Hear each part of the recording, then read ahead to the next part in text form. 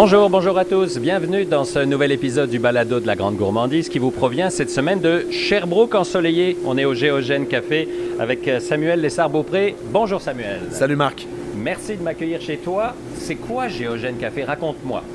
Géogène, d'emblée, ça veut dire né de la terre. C'est donc, nous, ce qu'on fait, c'est de la torréfaction du café. Puis on tente de rendre justice à un terroir avec une torréfaction, puis une approche donnée à un café donné. Ouais. Alors, on est sur King, à Sherbrooke. Oui. Et quand on rentre, la spécificité, c'est qu'on ne rentre pas comme dans un café, parce que c'est aussi bien torréfacteur qu'un café, mais on peut aussi s'asseoir, on peut poser plein de questions, on peut tout Exact. faire. C'est l'atelier, le comptoir espresso, puis c'est aussi de plus en plus un café. On a libéré un peu l'étage là, pour qu'il y ait des places assises. Donc, l'idée qu'on avait avec cet aménagement-là, c'était d'incarner la transparence avec laquelle on veut être cohérent dans notre approche du café. Donc, fait que, on voit l'endroit où le café est torréfié, l'endroit où le café est infusé, et on peut même le boire sur place. Donc, c'est comme ça qu'on a réfléchi notre espace. Est-ce qu'on peut dire que toi, tu es un fou de café depuis longtemps, voire toujours?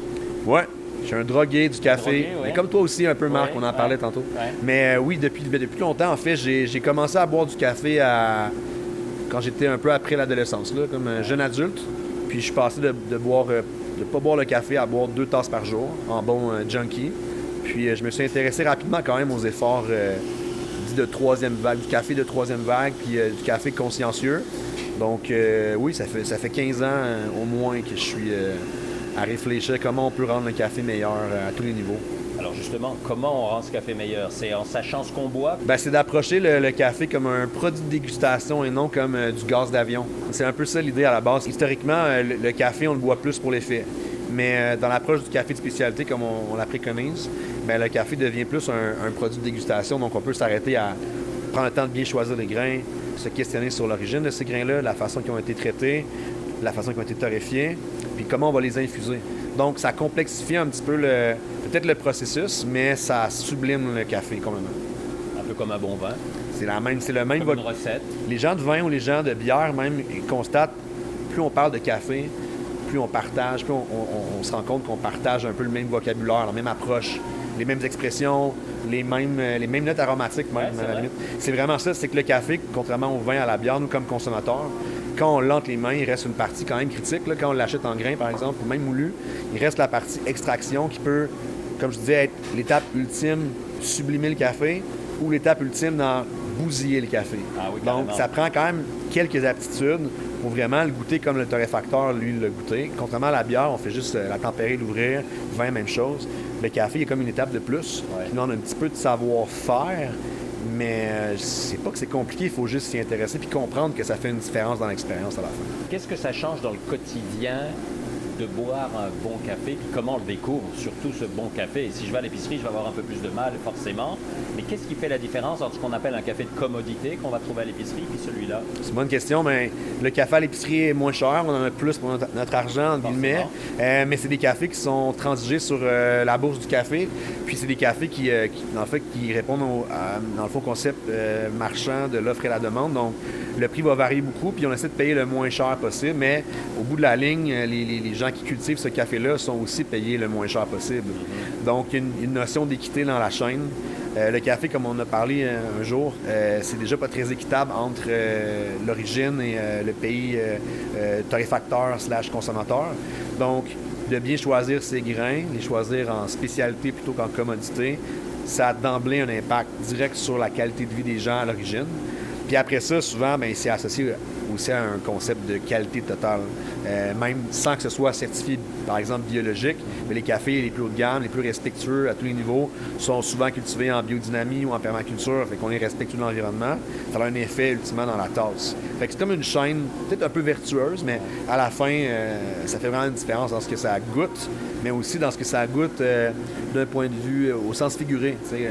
Ça laisse pas d'arrière-goût à personne dans la chaîne. Ouais. Voilà. On dort bien la nuit. On dort mieux peut-être, ou pas du tout si on boit juste avant.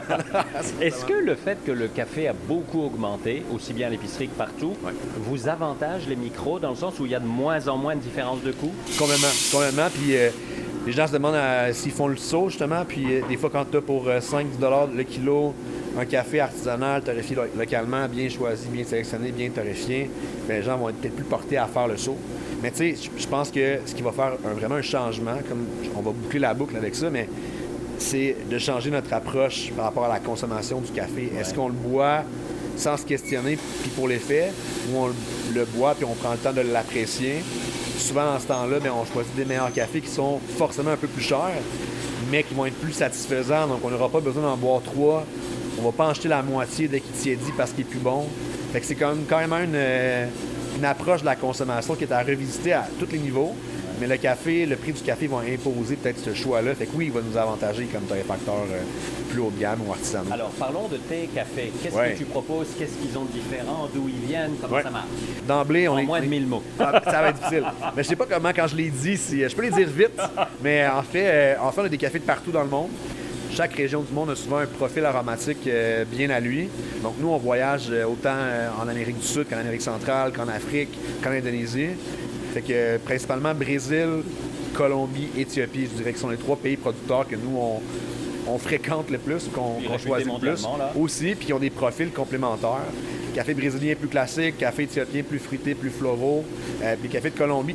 En Colombie, ce qui est pas pire, c'est qu'il y a beaucoup d'innovation en ce qui a trait aux méthodes de dépulpage. Fait qu'on a vraiment des cafés un peu funky, là, avec des notes particulières. Par exemple, on avait fait un café à l'automne dernier qui s'appelait Fruity Loop, qui avait quand même un nez puis un goût de citron meilleur. C'était particulier. Ah ouais.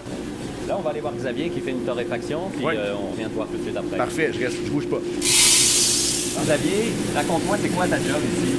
Moi, je suis torréfacteur, donc c'est moi qui s'occupe de transformer les grains de café vert que nous, on reçoit directement des pays producteurs et puis de les torréfier. C'est vraiment grâce à la torréfaction que tout le café va gagner ses différents arômes, goûts, textures en bouche. C'est par la torréfaction là, que les grains vont avoir ces caractéristiques-là. Est-ce qu'on peut dire que tu es un peu un chef de cuisine, quelque part, qui fait une recette? Oui, plus ou moins. Là, nous, on a différents profils qu'on peut suivre selon l'origine du café, selon le genre de café, de produits finis qu'on veut faire. Nous, on a différents barèmes à suivre, des paliers de température, de monter plus haut, plus bas en température, torréfier plus rapidement ou pendant plus longtemps. On va développer différents sucres, différentes molécules qui vont donner du goût et qui vont se transformer pendant la cuisson pour donner différents arômes au café. Parce que tout joue, c'est-à-dire, j'imagine, la température, la durée, et ainsi de suite, tout est important. Oui, exactement. Chaque paramètre va avoir une influence différente là, sur le produit fini de manière assez précise. Quelques degrés peuvent faire la différence entre un café qui va être sucré, qui va avoir de l'acidité, qui va être fruité, ou un café qui va avoir beaucoup d'amertume, qui va être plus boisé. Là, le café que tu vas torréfier, qu'est-ce que c'est alors? Là, je suis en train de torréfier un café du Costa Rica, qui est notre nouveau simple origine du moment. Donc, café Costa Rica avec un procédé qu'on appelle Red Honey, procédé de dépulpage qui est fait par le producteur dans le pays à l'origine. Donc là, tu pèses la quantité requise que tu mets dans ton four, finalement? Oui, exactement, là, parce qu'on veut quand même de la stabilité. On veut que à chaque lot qu'on torréfie, on ait le même résultat ou le plus possible là, dans les mesures du réalisable. Ouais. Est-ce que c'est un jeu aussi d'essai-erreur à l'origine pour démarrer avec un nouveau café? Oui et non. C'est sûr que quand on a des nouveaux cafés, on fait des tests, souvent en plus petite batch. Mais moi, je travaille avec Guillaume, là, un des copropriétaires de Géogène qui torréfie depuis assez longtemps. Donc, lui, il a assez d'expérience rendu là. Puis, souvent, il sait à peu près à quoi s'attendre. Puis, on fait des fois 2 ou 3 tests, là, mais on sait souvent dans quelle direction on veut s'en aller là, dès qu'on a reçu le café, selon justement sa région d'origine, le pays, le procédé. On sait à peu près quel genre de profil le café il va avoir. Et selon toi, si quelqu'un rentre chez Géogène et que tu dois lui conseiller un café, alors c'est sûr que chacun a des goûts différents, mais ton bébé préféré, si j'ose dire? Ça va être une réponse en 2 parties. Ouais. C'est parce que c'est sûr que moi, je suis grand fan des cafés de torréfaction très légère, des cafés qui vont être plus fruités, qui vont avoir de l'acidité. Donc plus brun, c'est ça? Oui, c'est ça. Plus proche du brun que du noir, là, si on peut parler comme ça. Présentement, mon gros coup de cœur, c'est notre simple origine de l'Indonésie, donc un café indonésien procédé anaérobique, qui va avoir un côté très fraise, framboise, une finale un petit peu chocolatée, une belle acidité. Mais sinon, si quelqu'un qui ne nous connaît pas du tout, une belle porte d'entrée, c'est notre mélange pop. Café du Brésil de torréfaction un petit peu plus foncé, mais petit café super réconfortant, rond, arôme très chocolaté, tout doux, là, c'est vraiment une valeur sûre. Merci beaucoup. Ça fait plaisir. Samuel, on revient vers toi. Quelqu'un qui rentre dans ton café pour la première fois et qui boit un café d'une grande bannière tous les jours, c'est quoi que tu lui poses comme question? C'est quoi que tu lui conseilles? En fait, souvent, je lui pose pas trop de questions. Si je le sais d'emblée, je l'envoie vers notre café entrée en matière qu'on appelle Due e Mezzo. C'est en italien. Je parle couramment italien. Oui. Non, pas du tout. Sous la torture. Exact. Avec mon ami, comment il s'appelle, donc, Google. Bref, ça veut dire 2 et demi en italien. Donc, ça explique un petit peu le pont qu'on fait entre la deuxième et la troisième vague du café. Oh. Deuxième vague étant l'approche italienne, démocratique, le café comme Starbucks peut le faire dans un contexte fast-food organisé, mais évidemment avec une twist consciencieuse, mais un degré de torréfaction un peu plus poussé qui rend le café plus accessible, plus dans la palette, par exemple, d'un café commercial. Puis ce sera surtout pas trop choquant dans ce que ça goûte. Parce que comme on disait, l'acidité dans le café, c'est quelque chose, quand on n'est pas habitué, c'est surprenant. Slash, quand c'est surprenant, des fois, on peut être agréablement surpris ou on peut être rebuté aussi. Fait que c'est comme, puis souvent dans le café, c'est plus, on voit les grimaces. Là. Déjà que les gens mélangent acidité et amertume dans leur vocabulaire. Quand les gens nous parlent d'amertume dans notre café, on sait qu'ils parlent d'acidité en fait. Ils ne sont pas amers. Le plus amer ou le plus corsé, mettons, parce que c'est des synonymes, ce serait le fameux, le Due e Mezzo, qui est notre café entré en matière. Puis après, c'est une histoire de goût. Exact. Mais ton grand conseil, c'est achetez-le en grains. Oui. C'est vraiment le secret. Ah oui, si on veut améliorer l'expérience de dégustation à la maison, c'est de s'équiper d'un broyeur. Je dis broyeur et non un moulin à hélice, là, ou style moulin à épices, vraiment un broyeur à café, puis garder le café en grains le plus longtemps possible avant d'en faire l'infusion. La réalité, c'est que quand on boit le café, on décuple la surface de contact du café avec l'air et on décuple la vitesse d'oxydation. Donc, le café devient plus vulnérable à tout ce qui est humidité, lumière, chaleur excessive. À tout. Donc, nécessairement, il va décliner en arôme puis en saveur. Les gens, des fois, pensent que changer la machine va faire une différence. Mais avoir un bon grinder, un bon moulin, c'est vraiment le secret. J'ai posé la question à Xavier, je te la pose à toi. S'il y a un café que je dois goûter en disant « Hey, ça, c'est géogène », c'est lequel? Le café de notre offre qui est le plus populaire, il s'appelle Pop. Okay. Dans le fond, je sais pas si c'est ce qu'on t'a dit. Oui, mais c'est ce que Xavier a c'est choisi. vrai, c'est pas j'allais dire. C'est moi qui ai choisi le micro-lot. Là. Non, il a choisi le Pop. Mais oui, le Pop, c'est celui qu'on vend le plus. Puis c'est un café tout allé. Là. C'est un Brésilien, généralement, en torréfaction moyenne, mettons, médium pâle, si on veut, ou mi-noir pâle.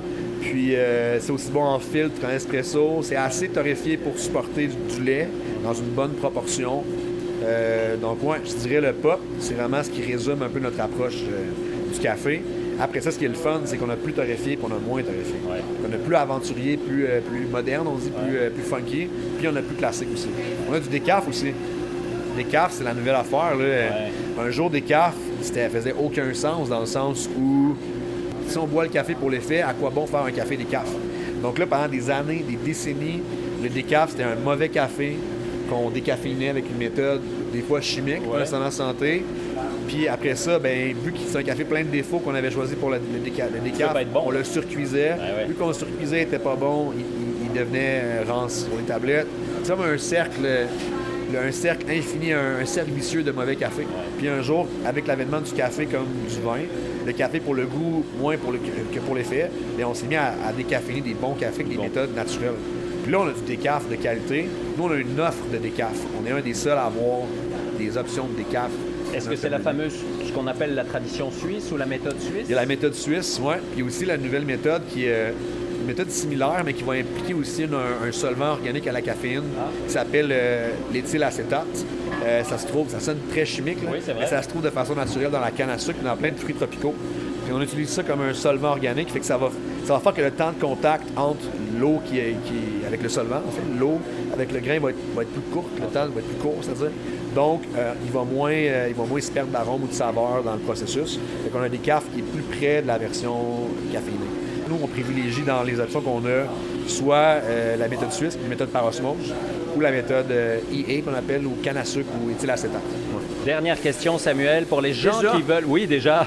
Pour les gens qui veulent goûter tes cafés, alors évidemment, si on peut venir, c'est le fun, parce que d'abord, c'est l'expérience. Ouais. Moi, je tentais de dire, c'est un petit musée du café ici, quelque part. Là. Exact. C'est agréable, puis à t'écouter, c'est passionnant. Moi, je Merci. resterai des heures. Mais pour ceux qui habitent à Montréal ou à Gaspé, Ouais. comment ça marche? Ben, nous, on vend en ligne. En fait, comme tout bon torréfacteur nouvelle génération, on a une boutique en ligne. On a quelques revendeurs, mais nous, on se concentre beaucoup sur mettons, les revendeurs en région. Ouais. Tu sais, il y a des super torréfacteurs à Montréal, à Québec, puis de plus en Ouais, plus il y en a partout au partout. Québec. Ouais. Donc, c'est cool de choisir un torréfacteur local en premier. Après ça, si on veut essayer, parce qu'on est avide de découvertes, mais là, on peut commander en ligne. On peut aller voir sur ton site Internet. Ben, j'imagine. tout est là. Puis la meilleure option, puis la vente en ligne, c'est que c'est torréfié sur demande. Donc, Oui, c'est ça. C'est pas des sacs qui traînent ici. Là, tu le fais pas à la du tout. demande. là. Exactement. Les sacs qui traînent, on les vend ici.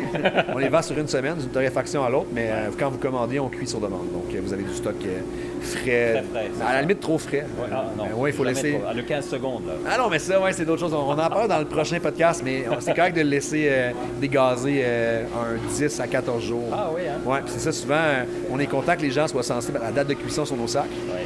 Puis là, on s'embarque pas dans la discussion de ouais, mais il faudrait que tu le laisses un peu dégazer. Ça devient compliqué. Mais techniquement, le café est à son meilleur souvent un 10 à 14 jours après torréfaction. Après Une fois qu'il est dégazé. C'est pour ça que sur les sacs, des petites valves de Oui. dégazage. Oui, oui. Fait que, entre autres, mais tu sais, ça dépend des cafés, ça dépend Ouais. Puis idéalement, comme une huile d'olive, c'est la date qu'on doit avoir dessus, c'est pas la date à laquelle ça périme, Non. mais plutôt la date à laquelle ça a été torréfié et mis en sac. Exactement. On peut dire, encore une fois, il y a plein d'écoles de pensée, mais on peut dire qu'il faut le consommer dans les 3 mois suivant la torréfaction. OK. Donc, tu sais, il y a comme une courbe, là, mettons, il sera à son pic aromatique 14 jours après la torréfaction. Puis la qualité va décliner tranquillement jusqu'au 90e jour. Tu sais, par exemple. 300 ou 500 grammes de café, 3 mois, c'est largement. Moi, je pense que c'est bien d'avoir une semaine d'avance sur Ouais. son inventaire, mais d'acheter le plat, c'est sûr quand c'est possible, de passer une fois par semaine ou 2 semaines au café du coin, là, c'est le mieux. Ou Merci, commande en Samuel. ligne. Avec plaisir, Marc. Merci à toi. Et à vous qui nous écoutez, Géogène Café, allez voir ça en ligne. Donc, si vous êtes à Sherbrooke ou de passage, ben, venez faire un petit tour, vous allez voir, c'est vraiment le fun.